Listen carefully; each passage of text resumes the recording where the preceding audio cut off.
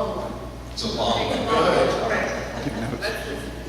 Transparency is a hot button issue at all levels of government. Some would say that the city of Riverside has adopted several best practices, such as e-comment, accessible online records, and broadcast of city council meetings.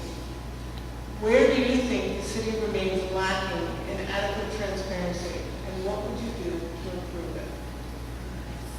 It's an excellent question. And it's probably something that I'm going to have to face as I sit on the dais, because there's so many avenues. We've watched the city put comments on accessible records through different portals, and yet I still hear that we don't have all the records available when they're sought and searched. We've seen last year that we had attorney services that are supposed to be kept in, all the contracts are supposed to be kept with the city clerk, if they're not the city clerk. It took a whole department weeks to dig through and find those. So it's not an answer that I could just stand here and point 1, 2, and 3, but it is an answer that we need to go after as a community and as leadership in the city of Riverside. Thank you. Ms. Webb? Well, I can tell you from my experience that although they say they're transparent, it's not necessarily the case.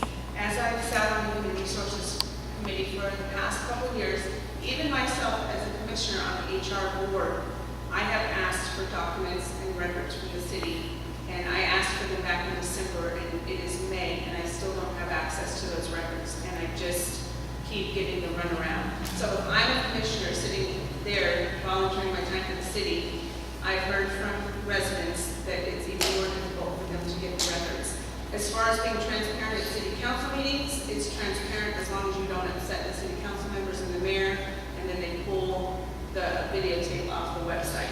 So there's some issues with transparency, but I think we need to be 100% transparent. If a citizen wants documents, records, financial records, whatever they want, once again, that belongs to the city. None of it belongs to the city council and the mayor. All of our documents belong to them. Thank you. Mr. Bernard, 30 seconds.